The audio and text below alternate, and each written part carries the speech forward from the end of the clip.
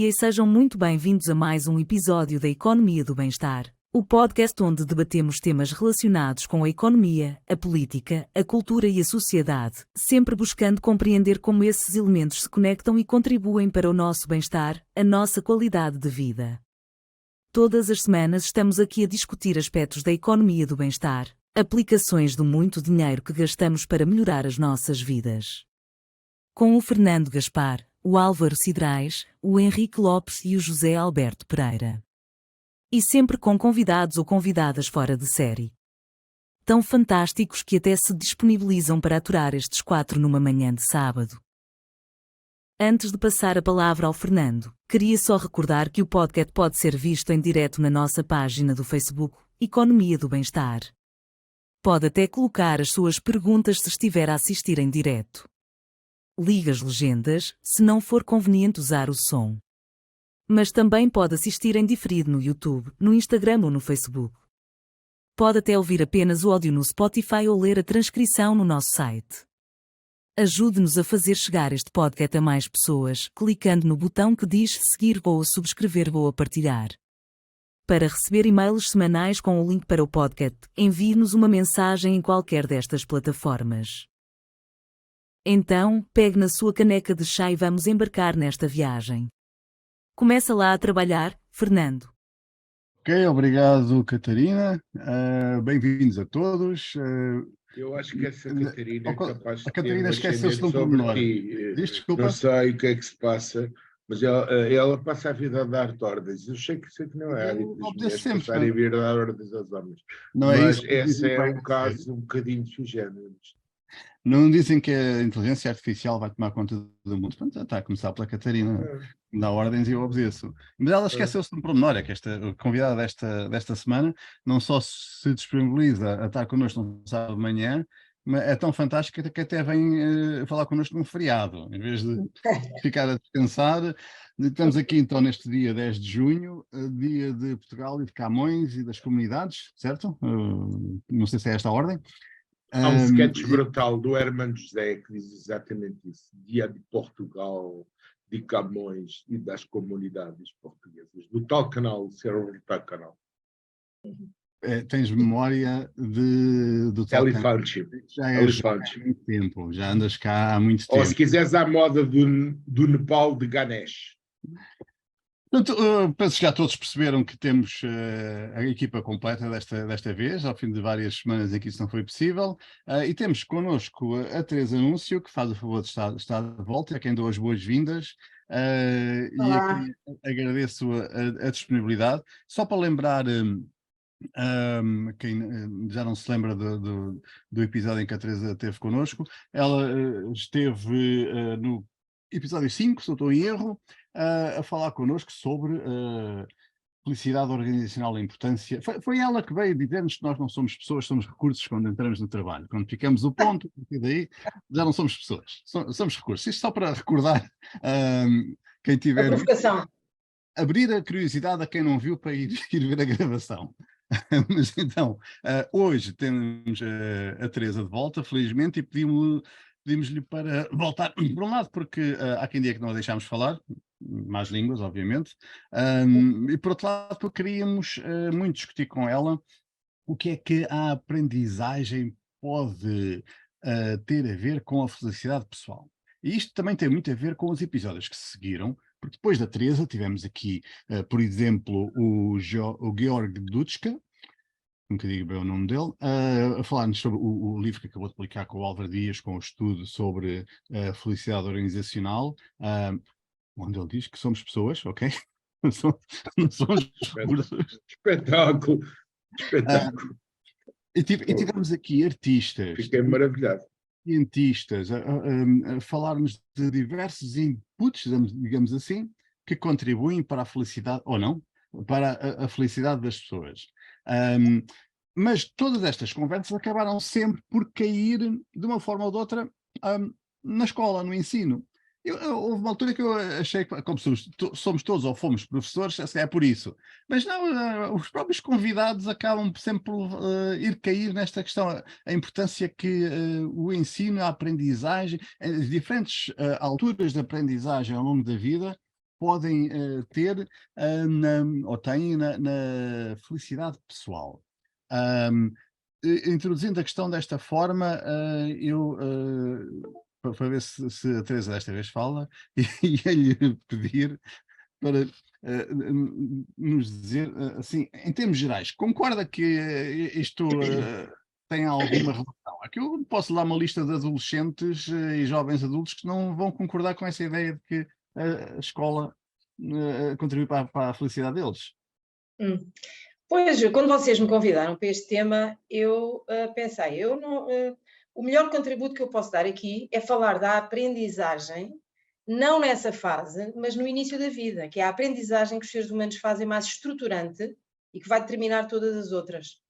Porque quando nós pensamos em seres humanos, estamos sempre a discutir uma questão básica, que é: o nosso comportamento é genético ou é fruto do ambiente, não é?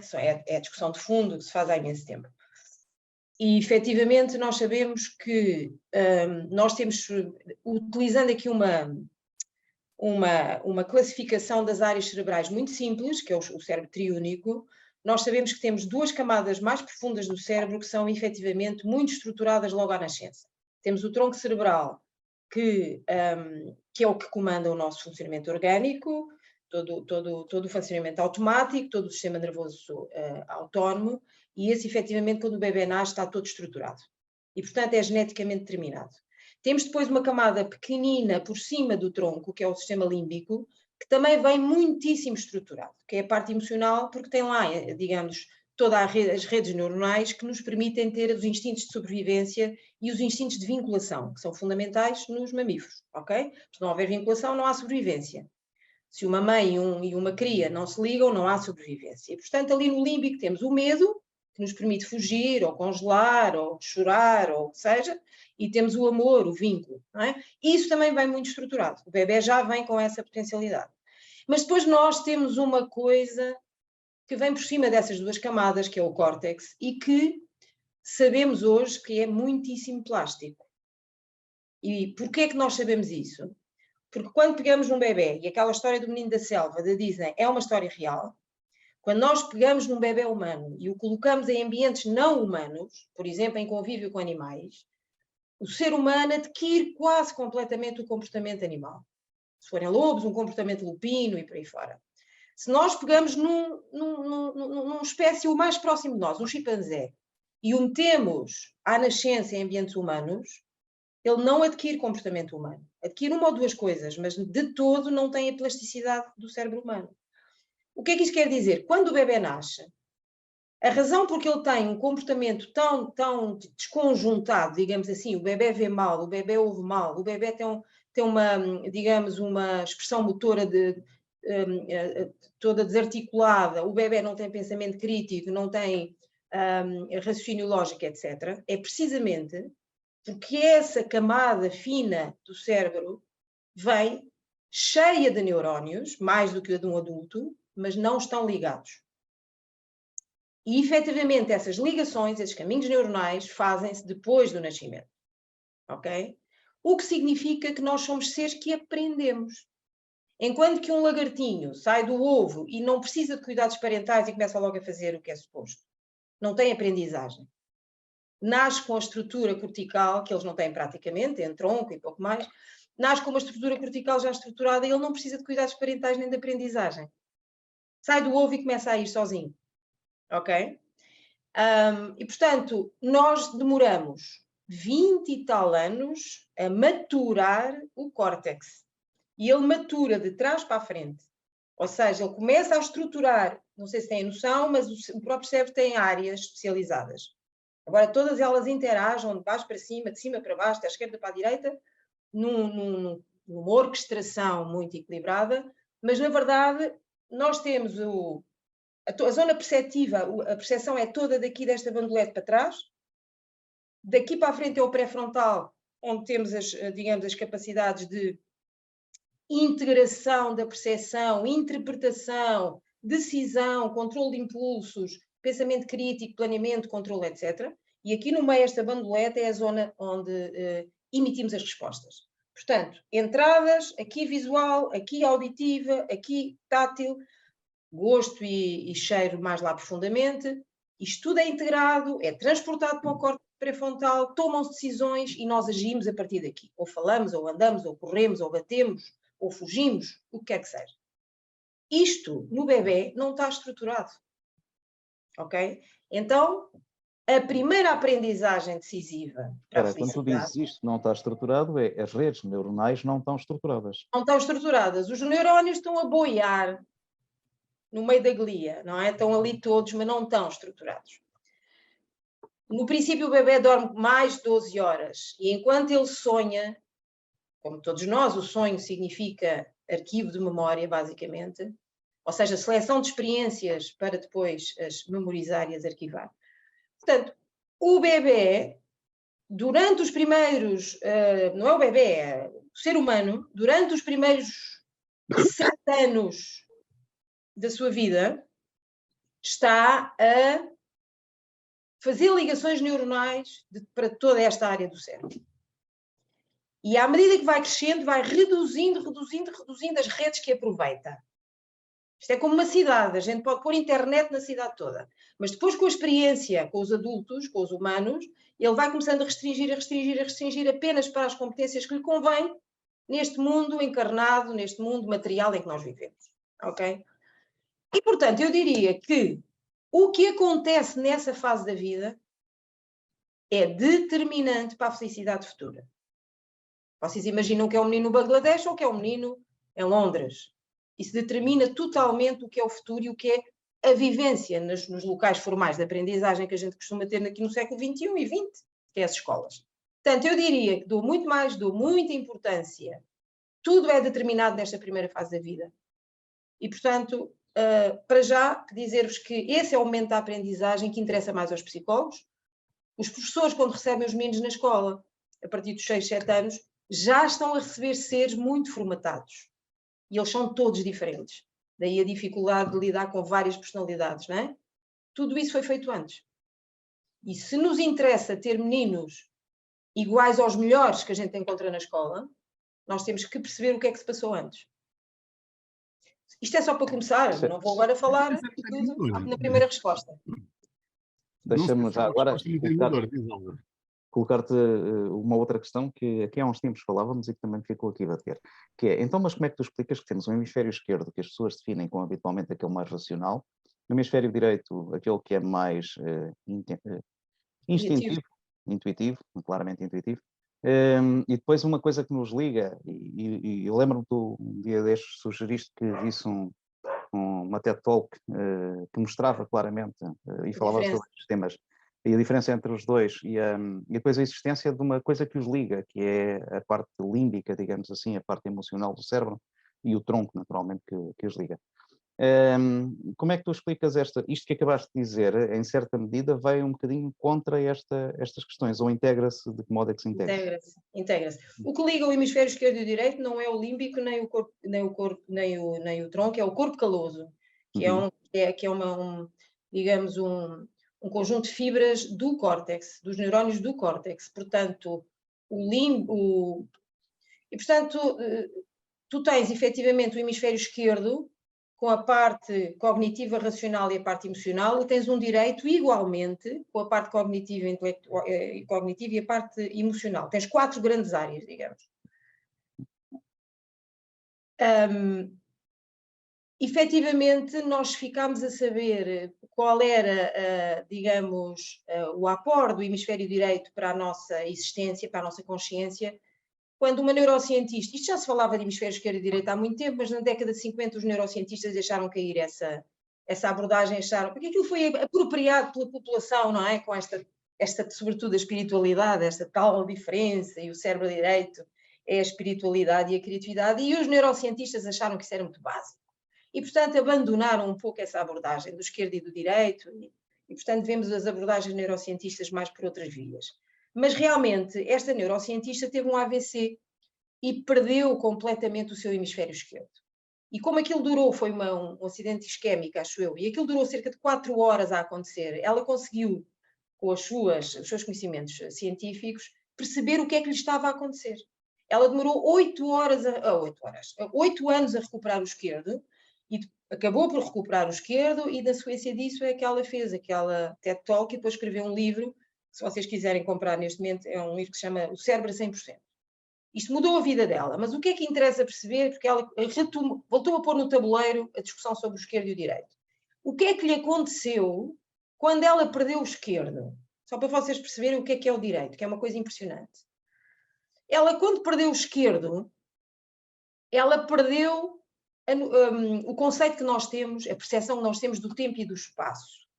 O que é que isto quer dizer? Em termos de espaço, ela começou a olhar para a mão dela, ela estava a tomar banho, estava a tomar duche quando isto lhe aconteceu.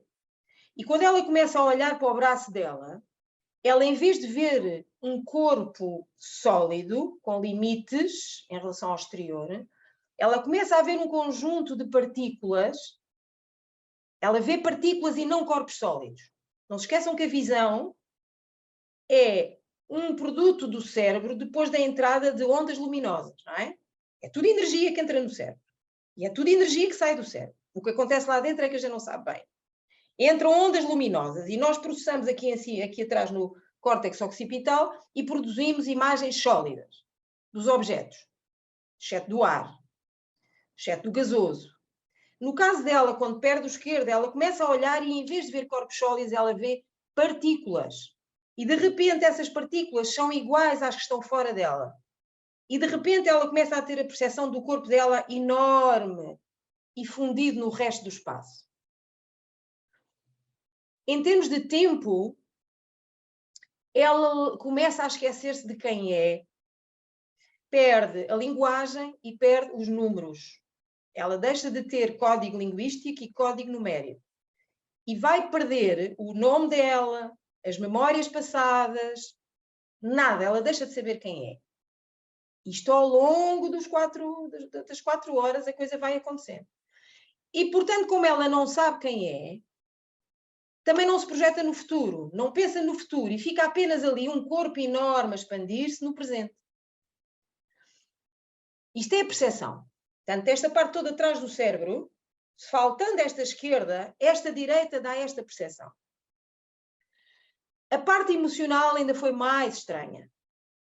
Porque ela, que era uma pessoa ansiosa por natureza e obsessiva por natureza, muito perfeccionista, muito trabalhadora, etc., de repente perdeu todos os sentimentos típicos que nós temos como humanos, não é? O medo, a ansiedade, a obsessão, o foco.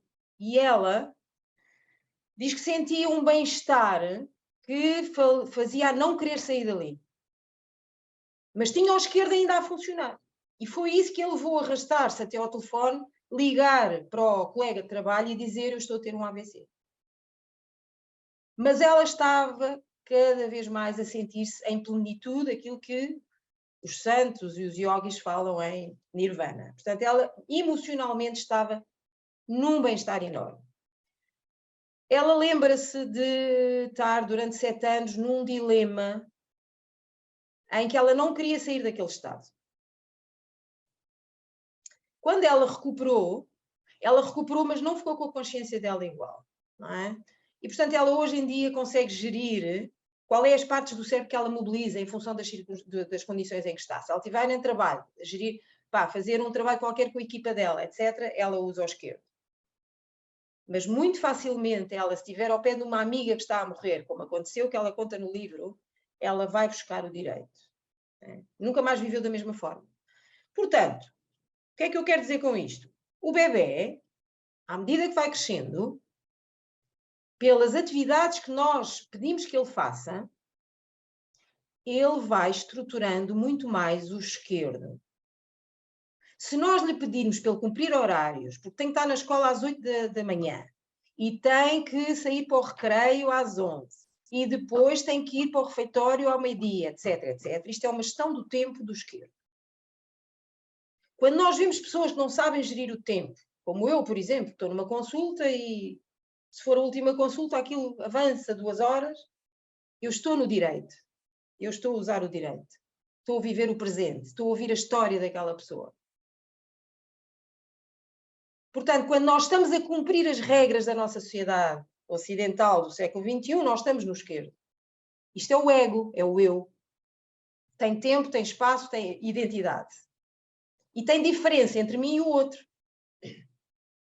Eu sou diferente do outro, eu sou um corpo sólido e o outro é um corpo sólido. Deixa-me agora atrapalhar ainda mais um bocado.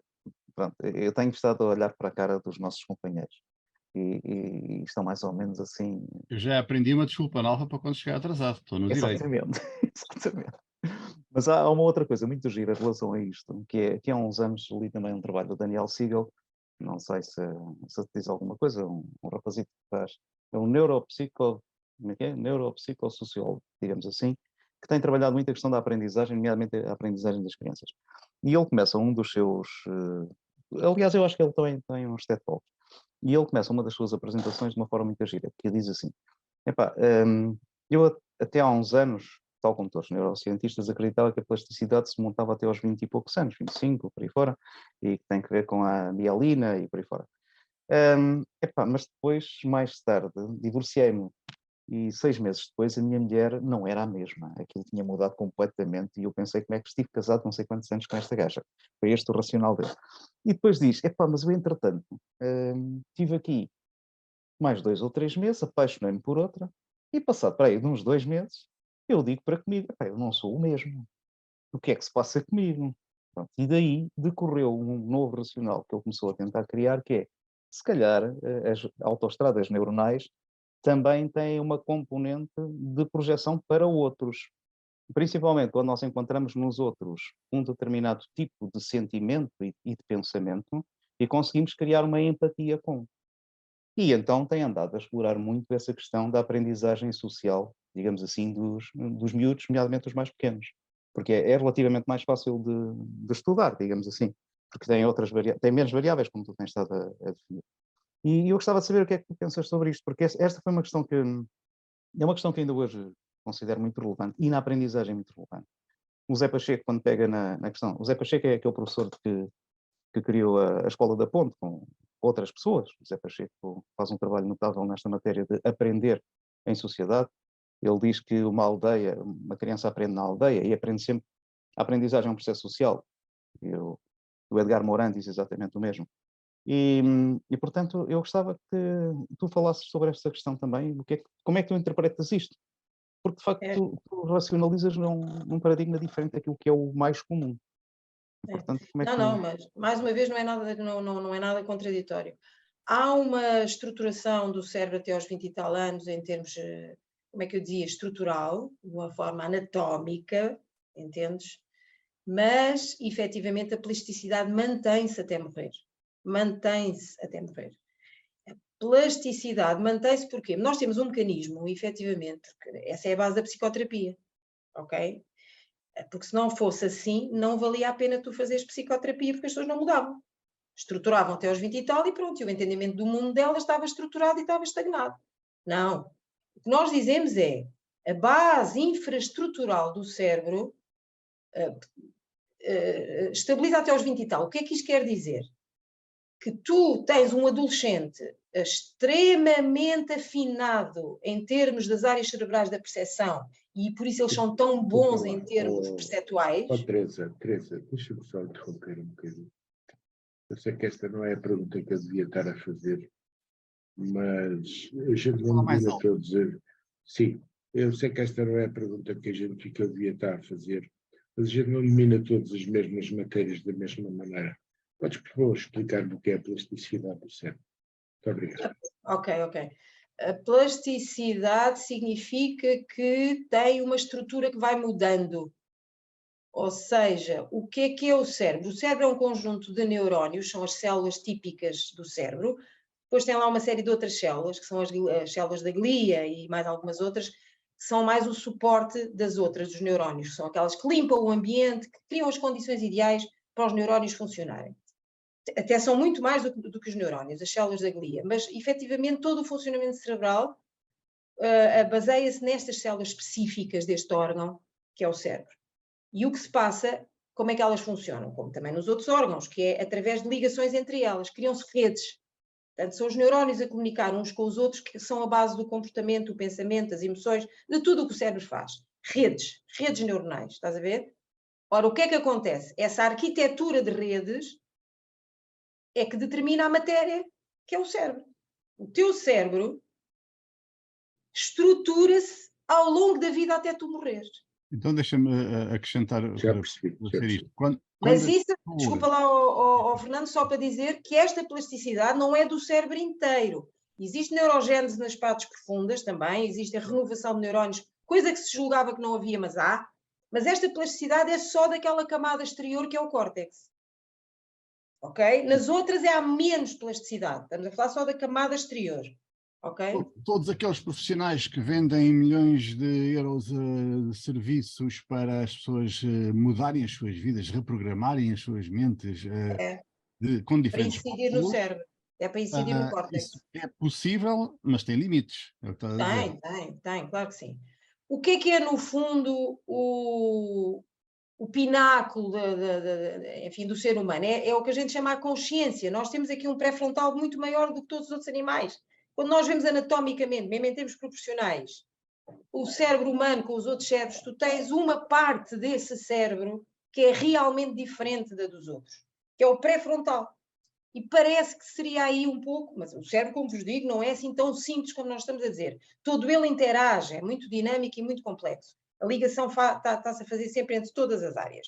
Mas para simplificar, nós estamos a falar aqui deste pré-frontal, que é efetivamente onde se agrega a informação e se produz qualquer coisa. Essa qualquer coisa é consciência, é pensamento, juntamente com emoções, que depois dá comportamentos.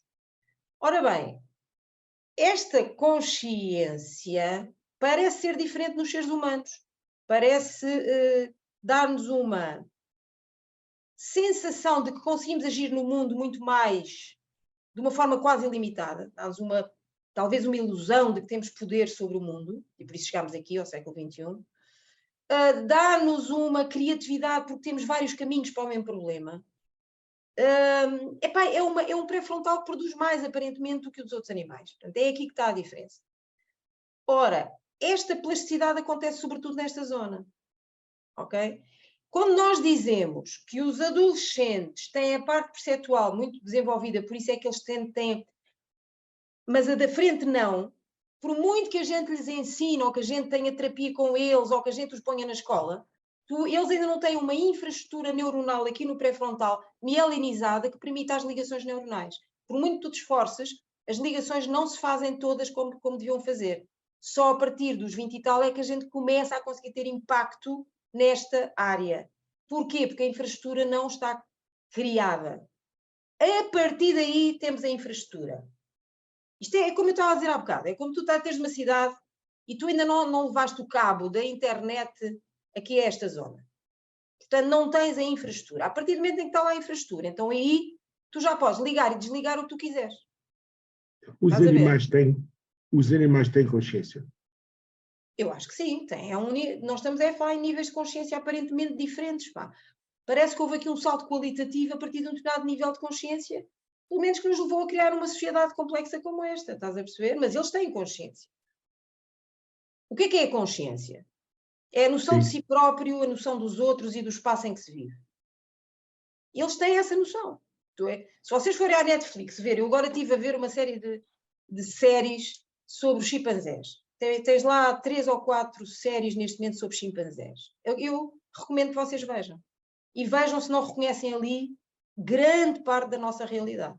Sobretudo nas tais camadas que são comuns com os primatas, não é? Que é a parte afetiva, é a parte do grupo, da tribo, é a parte básica, obviamente, temos em comum com todos os animais. Vocês veem, eu reconheço-me ali. Não é?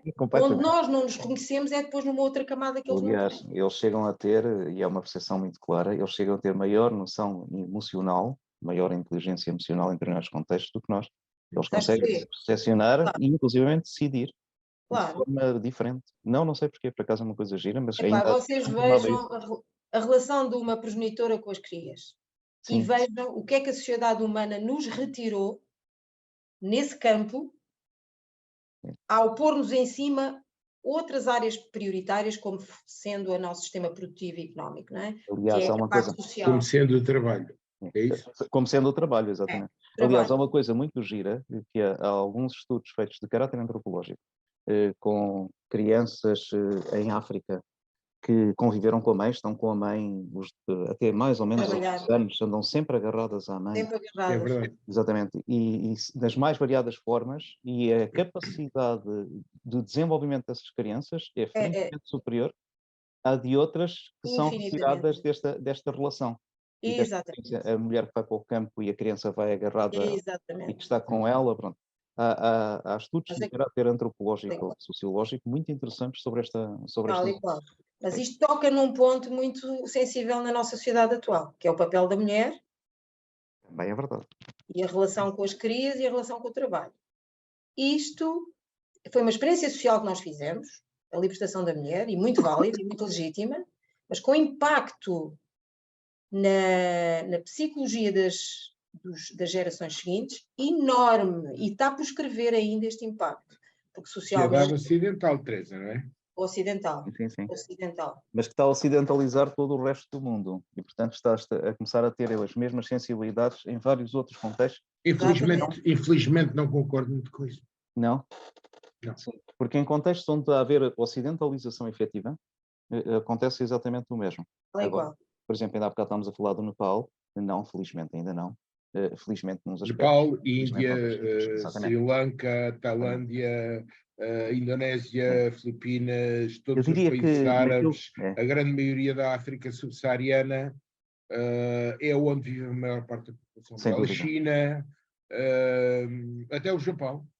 Sim. Mas estás a dizer que estão ocidentalizados ou não, José? Não, estou a dizer que há um longo trabalho para percorrer relativamente a, entre aspas, um termo que hoje em dia já é de moda usar, emancipação feminina. Eu vou-te dar um exemplo muito simples. Quem me conhece sabe que eu tenho um temperamento às vezes um bocado impulsivo relativamente às injustiças quando as vejo.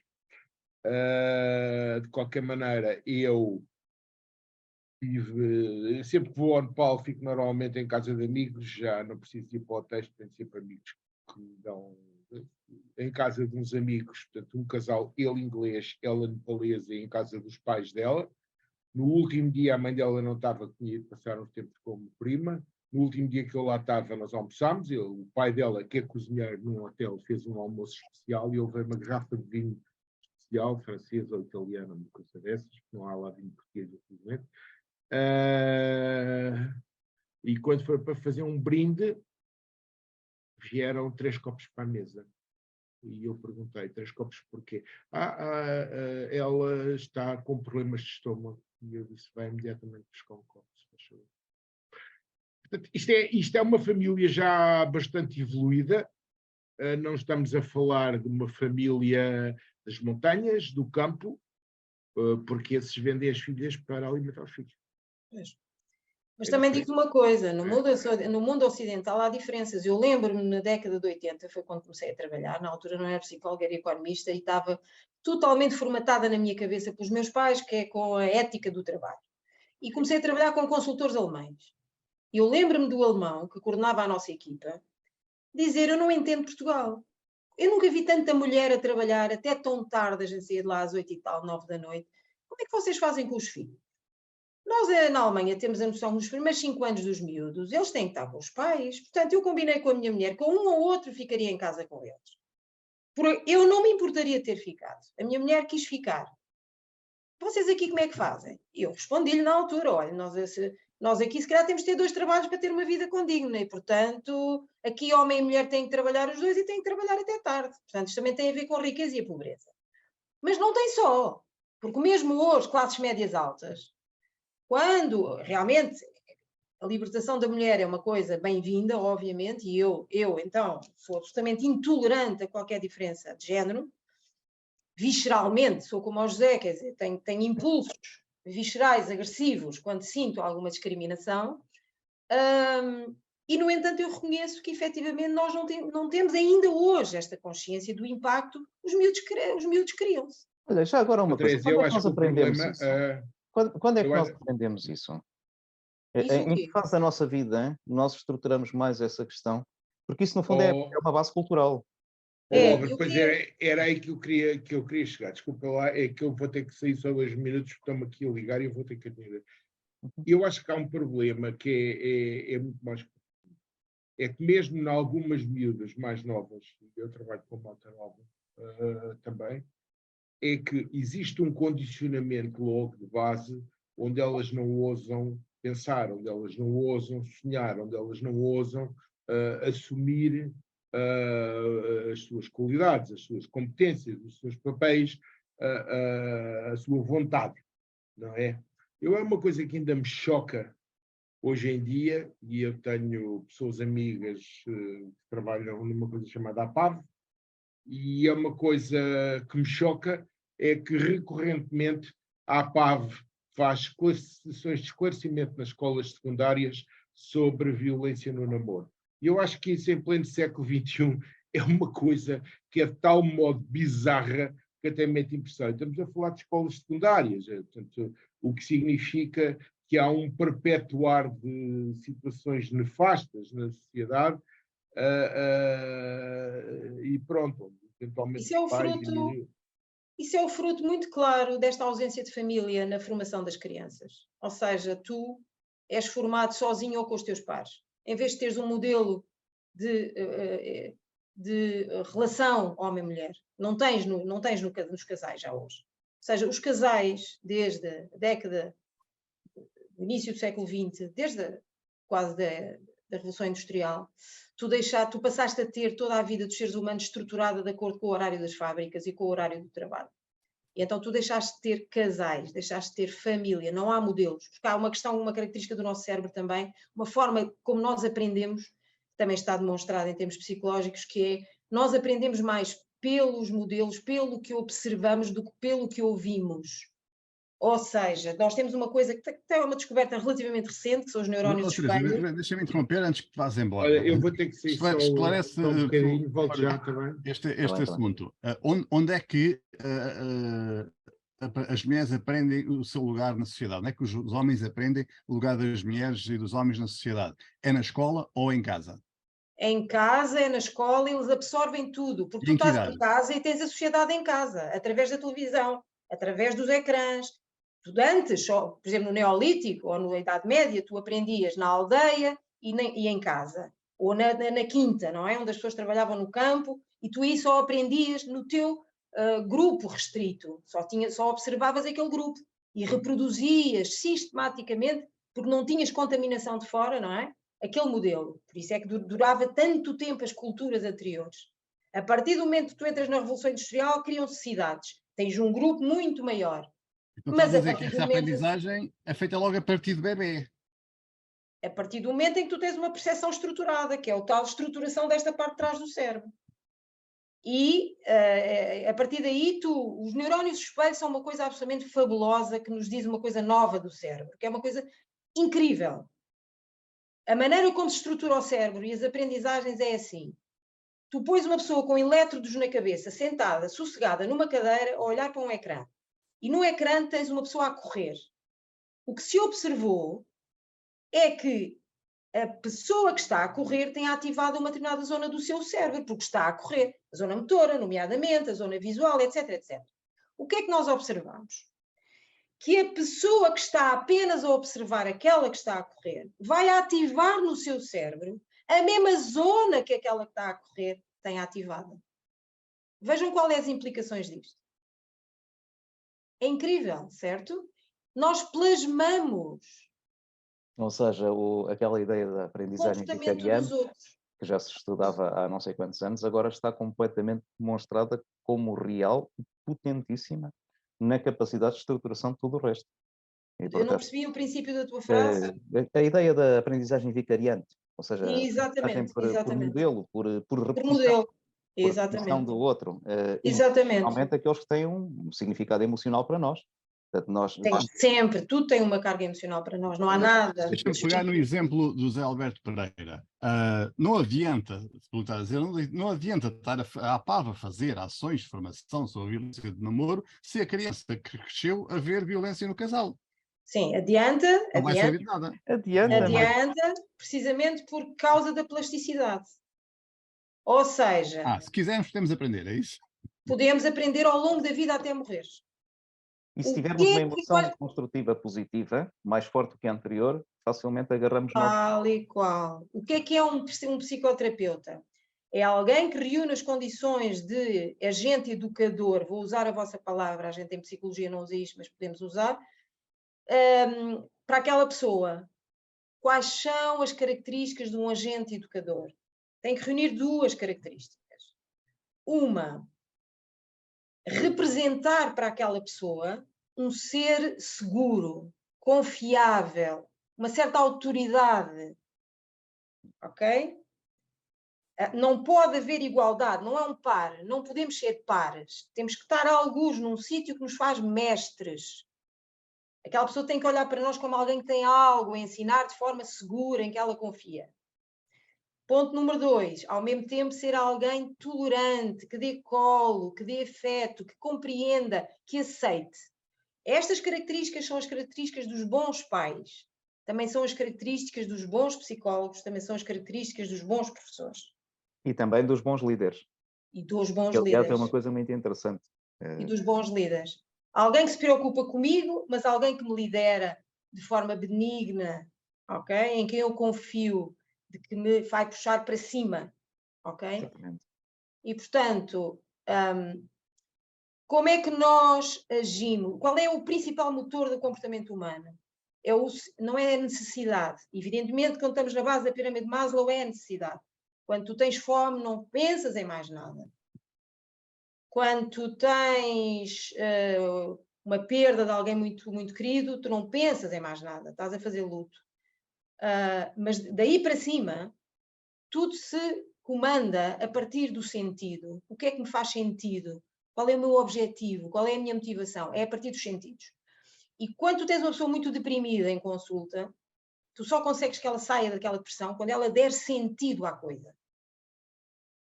E tu só evoluís nas tuas crenças quando te fizer sentido. Portanto, o sentido é o motor para se criarem novas redes neuronais.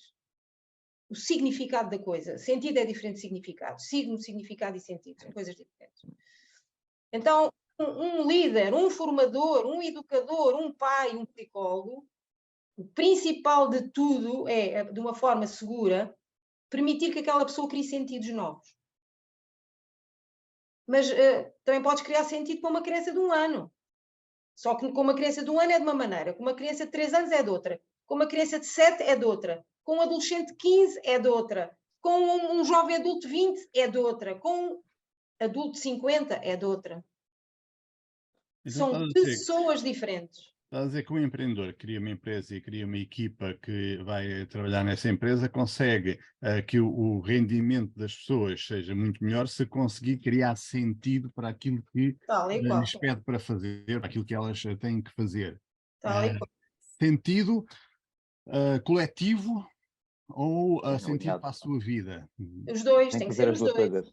Tem que ser os dois. Ninguém disse que era fácil, não é? Não, é fácil. É fácil. O que é giro é que é fácil. É muito fácil. Desde que sigas estes princípios, tenhas estas noções claras na construção do teu comportamento, isto é muitíssimo fácil. Facílimo. Só que nós tivemos a... Eu no outro dia fui dar uma masterclass ao Montevideo. A banca é um setor de risco em termos de bem-estar e de mal-estar. O José Pereira sabe bem. Sério? E eu, para dar aquela masterclass, tive que estudar um bocadinho também a questão do trabalho. Só nos últimos tempos é que nós criámos o chamado trabalho científico, naquele em que ainda vivemos, em que tu crias uma infraestrutura tecnológica, primeiro as máquinas da Revolução Industrial, agora os computadores. Desculpa lá, a banca tem trabalho científico. Eu chamo de trabalho científico, eu vou dizer como não, tem chama isso. Tem, por oposição aos 2,5 milhões de anos do trabalho natural. Qual é o trabalho natural? Foi o trabalho do caçador-recoletor e foi o trabalho da agricultura, também se não for esse industrial também é natural, e foi o trabalho das guildas e dos artesãos, não é? Qual é a característica do trabalho natural? São 2 ou 3. Por um lado, tu dominas o processo todo de princípio ao fim. Quem caça, sabe caçar, vai em grupo caçar, chega lá, mata o animal, transporta o animal, esquarteja o animal, distribui o animal, come o animal, a gente faz tudo. Esse é o problema doutor. da banca. É que eles não sabem Mas isto- caçar, chegam lá, esquartejam o animal antes de o matarem, o animal Não, morre de morte José. natural, banhado em Não, sangue. não, José. Sim, querida, que eu tenho 30 anos de banca, eu também fiz isso. Mas ouve, tu só estás a tratar de um bocadinho do animal. Tu nem vês o animal Não, todo. eu corto o animal às postas, Eles ao cortaram alto para e ao ti. lado. Eles cortaram para ti e disseram assim, olha, agora vais só tratar ali daquele bocadinho do joelho. Estás a ver? Ok. O trabalho científico é, quando a gente divide as tarefas, porque as tarefas são muito complexas, tu se fazes fazer agricultura, tu dominas tudo, o agricultor semeia, depois espera que aquilo cresça, depois colhe, depois moe, depois por aí fora. Tu fazes tudo, o artesão faz o sapato de princípio ao fim. E mais, e apropria-se do resultado do trabalho. É todo dele. O trabalho científico é, tu distingues a infraestrutura tecnológica, ou seja, as armas, a enxada, a máquina, tudo aquilo já não é de quem produz, distingues, e dás um bocadinho de cada... É Taylor.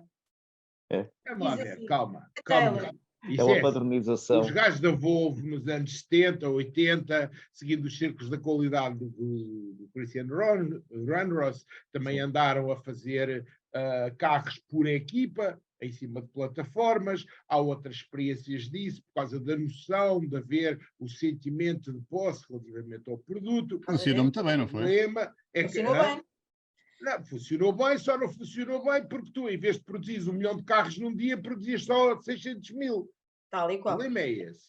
Pronto. E, portanto, como tu estás numa sociedade consumista, tu estás numa sociedade que tritura as pessoas porque para produzir com esta Eu produtividade... estou numa sociedade em que a luta desenfreada da acumulação de riqueza de 1% da população mundial, ou menos que 1%, condiciona os outros 99% a viverem como se fossem estilhaços de seres humanos. Isso. É completamente exatamente diferente. E eu continuo a defender as teorias e as lógicas e as estratégias desses tais 1%. Agora, o problema é que hoje em dia, já não há lucro máximo. Hoje em dia, nenhuma empresa tem lucro máximo. Porque o que tu tens neste momento, em termos de ciclos económicos, é todos os países a caírem. Todas as empresas a caírem. Normalmente o que acontece é um efeito pendular, até vias isso nos ciclos de Kondratiev. Normalmente analisava ciclos longos, o que tu tinhas era umas a subir, outras a descer. Não, agora tens todas a descer. E a questão é, o que é que se passa? O que é que tu O achas? que se passa é o colapso do modelo. Tu hoje só tens um modelo económico no mundo. E o modelo económico no mundo chama-se capitalismo. Seja capitalismo empresarial, seja capitalismo de Estado. Só tens um modelo económico. E esse modelo económico morreu. E sabes porquê? Morreu. E o próprio modelo económico é tão antropofágico que não permite que, teoricamente, eu ando há décadas à procura de um modelo económico alternativo, surjam alternativas. E cada vez que surgem alternativas, elas são boicotadas. Agora, o problema é que nós, provavelmente, finalmente, o Sanssouci, lá quem era o santo dos anarquistas, vamos chegar a um ponto onde não há nada. Mas não sabes, é? E aí quem é que vai emergir são os pobres, porque os pobres são como as formigas. Não têm nada, mas cada vez há mais. Mas eu faço a seguinte leitura, se me permitem. O 1% mais rico baseia-se no consumo dos outros todos, ok? Eles só conseguem ter o dinheiro que têm porque há consumo. Tu criaste uma sociedade de consumo. Foi, aliás, o sobrinho do Freud que criou as grandes teorias do marketing desta sociedade de consumo. E, portanto, tu ainda tens esse mundo imenso dos pobres para consumir. Quando tu descobris que se lhes deres dinheiro, eles consomem, ainda tens muitos séculos de capitalismo. Portanto, os ricos, mas olha uma coisa. 1%... Já descobriram durante a pandemia, os americanos descobriram isso. Sim. Estás a ver? Estás a ver? Mas deixa-me... Bem, Okay, primeiro o Henrique ainda não disse nada. Deixa-me só dizer uma coisa rápida, Álvaro. Mas durante a pandemia, os americanos deixaram de consumir cerveja Corona por causa do vírus. Pronto, mas deixem-me só dizer uma coisa muito rápida. Este consumismo crescente, criador de lucros de uma minoria, tem sido feito à custa da dilapidação dos recursos, do planeta e das pessoas. E é por aí que isto vai rebentar. Porque tu tens o planeta a gritar e tens as pessoas a gritar. Ou seja, o planeta está sobreexplorado e as pessoas estão sobreexploradas, nomeadamente estou a dar cabo dos filhos, estou a dar cabo deles, doenças crónicas, stress, etc., precisamente por causa desta dedicação ao aparelho produtivo, dedicação à economia, só uma dimensão da vida. As famílias desapareceram, já não há famílias. Estávamos a falar disto quando começávamos a falar de economia outra vez, não é? Portanto, o impacto que isto tem nestes dois territórios, o do planeta e o das pessoas, porque nós somos um território biológico, não é? É isto que vai dar cabo do sistema. É a insustentabilidade, na minha opinião. Porque o sistema em si só se esgotaria quando os 10 mil milhões, que seremos em breve, não é? Tivessem a consumir no máximo, criando artificialmente necessidades, não é? Porquê é que este sistema durou tanto tempo e foi tão apetecível? Porque em paralelo com a riqueza do 1%, tu tens o resto da classe média toda cheia de bem, cheia de bem-estar.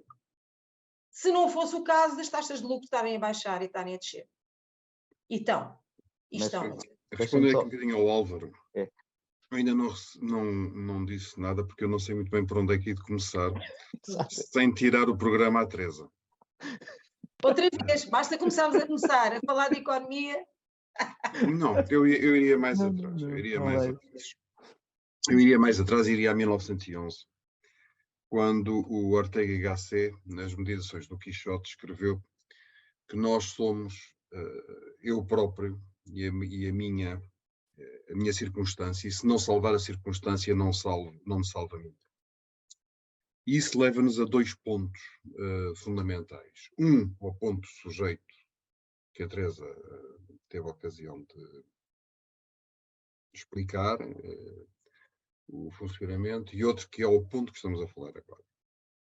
No ponto que é em relação às pessoas, eu adicionaria ao que a Teresa disse, depois o que se passa numa segunda fase, nos anos 30, mais exatamente entre 30 e 34, com o Vygotsky, com a aprendizagem da inteligência coletiva. E, portanto, se é verdade que nós estamos num campo do funcionamento cerebral, acho que devemos não esquecer que, para além do nós, existe o eu coletivo, do nós pessoa, não é? Existe o eu coletivo, e do eu coletivo tem um comportamento estruturalmente diferente do eu individual. E daí os comportamentos muito diversos entre uma pessoa que, porventura, é um desses colegas do José Pereira, lá no banco, e depois chega a um jogo de futebol e se calhar faz parte das claques. E, portanto, o nosso comportamento coletivo, e durante a pandemia isso foi muito evidente, o nosso eu coletivo, e temos cá em Portugal fenómenos desse género com o Chega, não querendo estar a puxar partidos para aqui, mas é claramente um comportamento dos populismos, e em particular dos populismos de extrema-direita, e é por isso que eles estão a aparecer em grande força em toda a Europa e nos Estados Unidos, porque são fugas de comportamento coletivo. Então isso leva-nos para um terceiro ponto dos anos 60, concretamente 62, 65, os estudos do Pierre Bourdieu, em que o Pierre Bourdieu vem colocar a questão da teoria dos capitais. O que é termos capital? E capital, ao capital económico, ao capital simbólico, representado pelos quadros que se têm, pelas relações académicas que se têm, etc. E depois há o capital social, que nos permite, com os nomes certos, chegar ao banco e criar dinheiro para uma startup, ou chegar com a mesma ideia ao mesmo banco e sermos objeto de chacota. E, portanto, isso agora vai nos levar a uma outra, falando, a Teresa há pouco estava a citar os estruturadores piagetianos, tem a ver com esta questão que se falou também do papel das mulheres. Eu sou completamente contra o feminismo, devo dizer, tal como sou completamente contra os conceitos de racismo, tal como sou completamente contra os conceitos de homofobia, que acho que nada disso existe. Não existe machismo como fenómeno, não existe racismo como fenómeno, não existe homofobia. O que existe, sim, é algo mais atrás, que tem a ver com diferenças infraestruturais de poder entre grupos sociais, em que um grupo social abusa do seu poder sobre o outro porque ele tem poder. Uhum. E há homens que, dada a história da sociedade humana, que acabou por questões de força atribuir mais poder aos homens, e portanto alguns homens exercem sobre as mulheres. Existem fases em que povos adquiriram poder sobre outros povos. E se é verdade que a escravatura negra existe, eu tenho que lembrar que já houve fases, houve séculos de escravatura branca, por exemplo, entre os povos árabes ou entre os impérios núbios, o império egípcio, etc., em que muitos dos escravos eram brancos, os impérios asiáticos, por exemplo, entre si, e portanto não é tanto uma cor de pele, e muito menos a cor de pele que nós vemos agora, mas a relação de poder em que um grupo humano subjuga outro grupo humano, tal como a questão da chamada a homofobia, pois é o veículo, é a ferramenta através do qual se exprime a alteração das estruturas de poder. E o que nós temos hoje, na realidade, é um racismo económico. É por isso que um trabalhador hoje, por exemplo, trabalha cerca do dobro das horas por ano que trabalhava um servo trabalhava na Idade Média. Sem dúvida. E, portanto, o que nós hoje temos é uma estrutura de assimetria económica criada pela Revolução, a segunda fase da Revolução Industrial e a financiação que aparece, quando aparece depois o Marx, o David Ricardo, etc., e se começa a estruturar uma relação já não fundamentada na pele, já não fundamentada no sexo, não fundamentada na língua, mas uma relação fundamentada no mediador económico, no conceito de valor.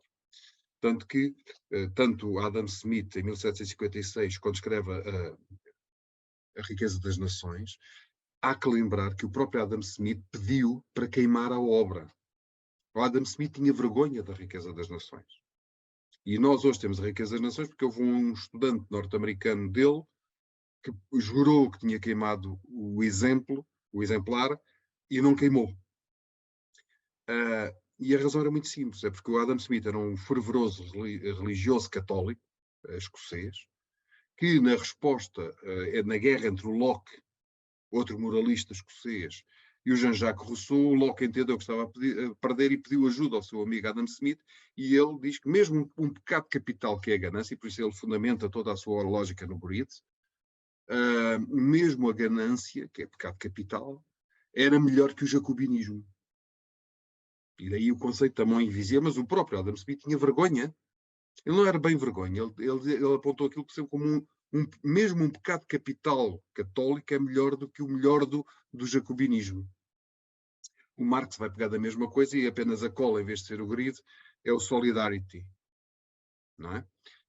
Mas o conceito é o mesmo, que é o conceito de valor, entre aquilo que eu tenho e aquilo que eu quero, quando é caro, ou seja, quando é demasiado o valor atribuído ao dinheiro, eu digo que aquilo é caro, quando o valor atribuído à coisa é menor, eu digo que é barato, não é? E o trade-off estabelece em função do conceito de valor. Transpondo isto para o momento atual, temos um novo conceito cunhado há 2 meses pela OMS e penso que esta semana pelas Nações Unidas, do conceito de permacrisis. Permacrisis, a aglutinação de permanente e de crise. E, portanto, nós tivemos, conforme o José muito bem citou, desde o contrato IEV, depois os ciclos de média duração e os ciclos de curta duração, tivemos uma análise ondulatória dos ciclos, não é? Daquilo que veio acontecendo. O conceito de crise é um conceito de que algo não está bem e, portanto, há uma derivada, é um conceito matematicamente exprimindo a crise, é um conceito de derivada, não é? Em que algo vai a descer ou algo vai a subir a recuperar da crise. E o Fukuyama vem dizer, bem, é o primeiro a dar a pontapé de saída para a permacrise. O conceito de hoje, e daqui por diante, e tem-se vindo a verificar desde 2001, quando ele publicou isso, o conceito é, não interessa já o conceito de crise, não crise, porque ele por si é ondulatório, mas qual é a derivada da crise? Qual é o grau de inclinação em que nós, quando a crise é menor, estamos bem, quando a crise é mais inclinada, portanto, com a linha reta é mais inclinada, estamos menos bem. E, portanto, nós hoje vivemos neste conceito, já reconhecido estatutariamente, desde da semana passada, 2 semanas atrás. Ele é proposto inicialmente no The Guardian, num artigo, depois a OMS adota e agora as Nações Unidas estão a adotar, desde a Assembleia Geral, de que nós estamos na crise permanente. E a crise permanente é distópica. E, portanto, a única coisa que nós sabemos é que amanhã vai ser pior que hoje. Basta olhar para os incêndios do Canadá e, portanto, nós estamos a ver uma crise climática apocalíptica que, num espaço de 50 anos, poderá ter o mesmo impacto que o meteoro que caiu em cima dos dinossauros no México. nós vivemos numa crise de escassez de energia, nós vivemos numa crise de escassez de matérias-primas, nós vivemos numa crise de assimetria máxima de poder financeiro como nunca houve na história. Nós estamos a viver uma crise alimentar progressivamente e, portanto, a questão é que nós não temos respostas para a distopia. E uma crise de saúde pública. Esse é o resultado. E esse é o resultado. Exato. E, portanto, nós, aquilo que me parece é que não temos nem a capacidade epistemológica de sistematizar toda esta permacrise numa resposta estruturada, nem temos a capacidade coletiva de responder pela primeira vez em 250 anos a uma resposta, ela própria coletiva, a essa mesma. Portanto, nem existe nem a infraestrutura epistemológica, nem a superestrutura sociológica de resposta a ela. E, portanto, a única certeza que nós temos vai ser distópica.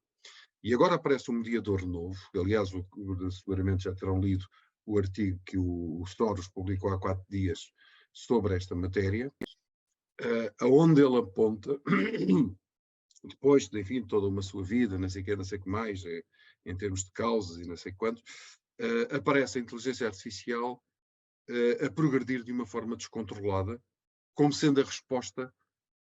Ele não utiliza ainda o termo permacrise, ele chama-lhe crise generalizada. Há uma outra palavra em inglês que ele cunhou, que não me recordo agora, mas que no fundo é apenas uma variante daquilo que ficou como oficial. Ele diz, ok, a solução que se está a gerar é uma não solução, que na minha leitura é pior ainda que os problemas que estão a ser gerados, porque é o problema do aparecimento da consciência na máquina. Há 5 anos, ele diz, os tecnólogos propõem 5 anos, quero acreditar que vão ser 20 anos, mas é uma questão de tempo, e 5 ou 20 anos, do ponto de vista da história da humanidade, não é nada. A hipótese de ter uma máquina com uma consciência maior, já não é armazenamento, já não é processamento, é uma consciência maior que o ser humano. E como é que nós, nesta distopia, vivemos o conceito da consciência deixar de ser uma consciência humana? Pelo menos nos processos de controle. Portanto, vocês estão animados porque é feriado, não é? Por isso estão bem dispostos a ser animados. Estás a pensar no apocalipse. E, portanto, eu não tinha intervido, porque cada ponto destes que eu citei, eu teria muita coisa para dizer. E, portanto, como estava a usufruir do discurso da Teresa, e o que ela disse seguramente é desconhecido pelo menos 99% da população. Achei que era melhor estar calado, mas também compreendo que não era educado da minha parte ficar calado até ao fim. E com o Álvaro legitimamente a chamar a atenção para isso, não quis deixar de dizer isto, que é apenas um pontuar de tópicos, não é mais do que isso. É um pontuar de tópicos, mas que eu acho que cada um deles é um elemento de reflexão gigantesco, não é? Agora também não tenho respostas. E que ainda para mais, exatamente, e que ainda para mais vivem de forma integrada, que é uma coisa que a maior parte é um sistema de gestão da complexidade. Exatamente. Desde nossa consciência... nano, até uma consciência global, integrada, e que vai para além. Só para abandalhar um bocadinho a questão, gostava de chamar a atenção da vossa parte que recentemente têm sido descobertos neurónios noutras zonas do corpo, não só no cérebro, designadamente os intestinos, designadamente a segunda maior concentração. Quando eu digo pouco tempo do ponto de vista científico e, acima de tudo, do que sabemos para que é que eles servem. Uma coisa é estarem lá, outra coisa é saber para que é que servem. O que para mim poderá explicar grande parte de algumas soluções políticas que nós temos vindo a assistir em termos internacionais. Talvez tenham a ver com a mobilização dos neurónios intestinais e não necessariamente os neurónios cerebrais. Embora, claro, estou a abandalhar a conversa, porque parece que eles têm um funcionamento exclusivamente imunitário. Mas ainda falta saber quase tudo sobre eles. Falta saber muito, sim. Aliás, eu acho que ficava-me um bocadinho por aqui, não é? Gostava de fazer duas... Teresa, temos que encerrar, por isso eu ia pedir à Teresa, então, como é que podemos usar a aprendizagem para fazer face a estes problemas todos, se é que podemos? Não, né, tu estás num momento de tal maneira disruptivo, como disse o Henrique, que efetivamente nós temos que mobilizar o direito, e o esquerdo, e dar largas à criatividade, mas também conhecer a história, conhecer o passado, porque aprender com a natureza das coisas, e portanto olhar para o passado e pensar criativamente no futuro. Olhando para o passado, aquilo que deu origem às grandes mudanças civilizacionais foi a tecnologia. E o que parece que está a acontecer neste momento foi sempre a tecnologia, foi sempre a infraestrutura, ok? E que depois foi sendo acompanhada pela superestrutura, pelas mudanças de percepção, etc. Mas a infraestrutura teve sempre na origem aqui das grandes mudanças paradigmáticas da nossa civilização. Como eu tenho estado a estudar muito o trabalho ultimamente, aquilo que parece que vai acontecer é que, efetivamente, seja com a inteligência artificial, seja com a robotização, portanto, quer seja através da atividade mental, quer da atividade física, os robôs e as mentes artificiais vão substituir o trabalho humano. E, portanto, nós estamos aqui à beira de um momento em que a grande mudança vai ser nós vamos deixar de ter trabalho. Isto daqui a 100 anos, não estamos a falar daqui a 1000 anos, estamos a falar daqui a 100 anos, não há trabalho.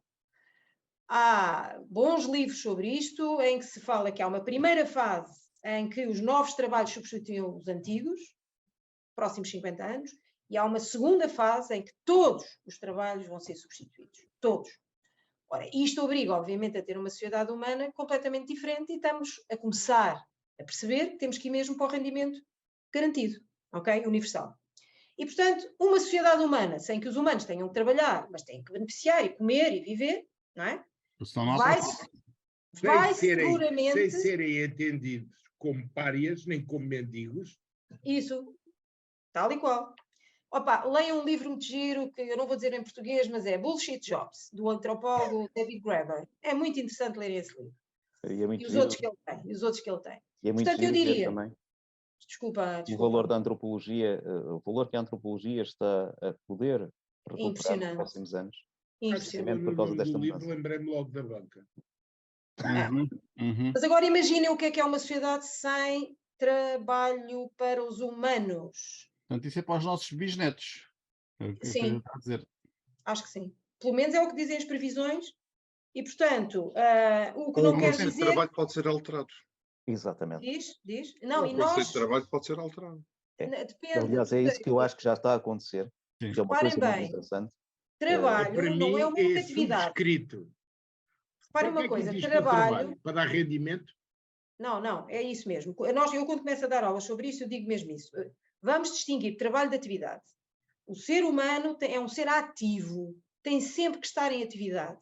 Não consegue estar parado. Não é? Bem, tinha várias citações livrescas para vos dar exemplos disto. Portanto, o ser humano tem que estar em atividade. O trabalho o quê? É uma atividade específica que contribui para a sua sobrevivência. Portanto, trabalho é caçar, é cultivar, é fazer produtos que se troquem por dinheiro a partir do momento em que o dinheiro apareceu. Portanto, o trabalho não é equivalente à atividade. Portanto, trabalhar para sobreviver é isso que vai acontecer na sociedade do futuro. A separação entre uma coisa e outra. Deixamos de sobreviver com base no trabalho. Passamos a sobreviver com base noutra coisa. O que é que quer dizer? Que vamos ter atividades de outra natureza e feitas com outra motivação. A Teresa está a dizer que as pessoas hoje em dia vão ao emprego não é só para ganhar o salário, porque a boa parte da vida delas é feita no emprego, a socialização, aí conhecem os amigos e os cônjuges e por aí afora, e a aprendizagem e a realização pessoal, e a Teresa está a dizer que vai haver atividades que permitem isso, mas que o rendimento não vai daí. de um trabalho de cumprir funções. Isso significa estruturar completamente a sociedade, não é? Não vem daí, vai alterar tudo. Os nossos chefes não vão ter chefes. Chefes para quê? Se a atividade é feita por robôs. Toda a atividade vai ser feita por robôs e um problema para uma parte da humanidade. Não haver chefes. Não haver chefes é um problema para uma parte da humanidade. Mas isso coloca uma questão que é poder ver pessoas a mais. Pode haver pessoas que simplesmente estão a mais no mundo para o conjunto das outras pessoas que são os donos das máquinas. Mas Henrique, se eles não estiverem cá, não há procura. Quem é que vai procurar? Comprar os produtos? Isto que o Henrique disse agora é fundamental. É crucial. É que isto que o Henrique disse agora é fundamental. É que o novo capitalismo é os donos das máquinas. E o problema subsiste. Mas sempre foram os donos dos meios de produção. É verdade, Henrique, é verdade. Mas cada vez mais isso se agudiza. E o problema continua a ser um problema de distribuição de riqueza. Sim, isso vai ser. Já dizia o David Ricardo no século XIX. De riqueza e da renda. Teoria Sobretudo da renda, pelo David trabalho. Ricardo. Claro. Como? Teoria da renda, do David Ricardo. Já ele falava sobre isso, como é que se deve distribuir a riqueza de uma nação. Pois ele falou, E escreveu isso no século Keynes dizia que a evolução da tecnologia, ele não conseguiu ver tão longe, permitiria que todos nós trabalhássemos máximo no fim do século XX, 15 horas por semana, por exemplo. E isso não se verificou. Com a As evolução 40 horas é uma reivindicação do fim do século XIX. Não? Um trabalhador hoje rende em média cerca de 700 a 1000 vezes o que rendia no século XIX. Pronto, e Portanto, por nós isso hoje mesmo deveríamos trabalhar 3 poderíamos minutos trabalhar por muito semana. menos. Porquê é que não trabalhamos menos? Isso é um paradoxo agora que está a ser analisado também. E aí entram os bullshit jobs, ok? Portanto, eu Vocês acho... não perceberam o que eu disse? Eu não disse para começarem um programa novo, disse para encerrarem este. Já acabou. Eu expliquei mal, Agora que foi. está bom, epá, agora que Eu isto está sei. bom. Não, é que, opa. não, é que, Isso é Agora que está verdade. bom. Quer dizer que não gostas da parte é que já psicológica e do não, cérebro, não. José? Gosto, eu não. gosto, mas é assim, pá. Como é que os seres humanos com este cérebro se vão realizar neste novo contexto? É como se Interessante. realizaram sempre. Exatamente. É Com que as isto é famílias, diferente com do as que sempre famílias. foi. Olha, vai ver os tais séries dos macacos, pá, que é maravilhoso com as mães e os Pois pais com é, os miúdos isso em aí cima tem um pequeno deles. problema. Isso só tem um pequeno problema, é que eu não vejo televisão à três. Mas vai ver, seleciona o que vês. Não engulas o que te dão. Seleciona o que vês. Portanto, Obrigado. estes vale a pena ver. Obrigado. Mas olha, tentando aqui fazer o resumo, que é sempre bem. Álvaro, encerra lá, faz favor. Eu diria que este programa foi provavelmente o mais, terá talvez ao nível da Mónica, é daqueles que nos muda completamente ou obriga-nos, de facto, a repensar tudo. Pronto, seja a nível seja a nível da microescala do cérebro e do cérebro em todas as suas componentes, seja a macroescala, a escala que o Henrique colocou em cima da mesa, e nas integrações entre estes, nós efetivamente estamos a viver uma nova sociedade para a qual ainda não estamos minimamente preparados, e o nosso ensino e os nossos mecanismos de aprendizagem estão preparados, os nossos ou vão ser transformados, agora os mecanismos de ensino claramente não estão preparados para enfrentar esta realidade. E os desafios que o Henrique colocou em cima da mesa são reais, ou seja, nós estamos perante uma sociedade que está à beira de um colapso evidente, em todos os contextos. E aquilo que a Teresa colocou em cima da mesa, que é um colapso ambiental e um colapso individual, ou seja, humano, e de uma humanidade, também são muito evidentes. E, portanto, nós vamos ter que agir sobre este assunto rapidamente. Não é por acaso que, sistematicamente, nós estamos a ir buscar para contrapor a esta tendência natural da maquinização e dos poderes à custa da maquinização e, cada vez mais, uma inteligência artificial associada a isto, poderemos contrapor a construção de comunidades colaborativas e ir buscando muito daquilo que já aprendemos no passado e que utilizávamos constantemente para o desenvolvimento do nosso bem-estar. E, portanto, nós vamos ter que aprender com uma velocidade imensa, mas mesmo imensa, e isso aí é muito importante, estas nossas relações e estas nossas construções de consciências diferentes. E, portanto, programas deste tipo, participações como a do Henrique, da Teresa, por aí fora, são fundamentalíssimos para nós, de uma vez por todas, dizermos assim, malta, temos mesmo de aprender, e a aprendizagem é a questão estrutural, e aprender a pensar completamente diferente com esta tal criatividade individual e coletiva, para conseguirmos enfrentar os desafios que nós temos pela frente, que não são nada... são desafios muito rápidos, muito emergentes e muito urgentes, e de uma dimensão verdadeiramente avassaladora se nós não fizermos nada. Eu penso que por estas duas vias, foi mais a individual, digamos assim, a psicologia, e a estrutural, claramente o Henrique nos trouxe, que nós teremos que conseguir pensar e nas múltiplas ligações que isto tudo quer dizer em termos de sistemas. Portanto, estamos aqui um desafio mesmo muito grande pela frente. E, portanto, eu diria isto. Causa vertigens, não é? Sim. Causa uma vertigem. E um nervoso miudinho que se expressa nos sorrisos, por exemplo, que eu e José Pereira, ao longo aqui da coisa fomos apresentando. O Henrique sorri menos e também está numa fase que é mais complicada e, portanto, tem menos gosto para sorrir, mas percebe perfeitamente o quanto nós estamos pressionados por esta sociedade que eu acho que nunca tivemos coisa semelhante ao longo de toda a história. Mas eu sinto-me privilegiada por ser desta geração.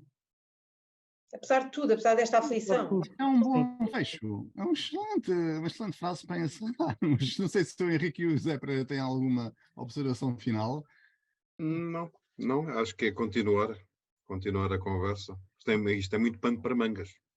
É muito bom, sem dúvida. Eu concordo com a Teresa, vou encerrar realmente o programa, eu vou dizer que sou muito mais otimista que vocês, pá, porque sempre tivemos à beira da redistribuição, há muito tempo, eu cresci assim, amanhã pode haver umas bombas atómicas, mas se calhar vai estar bom tempo. A incerteza é uma característica que acompanhou a espécie humana e não vejo que estejamos em Eu também não tenho dúvidas que vai ser encontrada a solução. Desconfio é que a solução vai ser populista.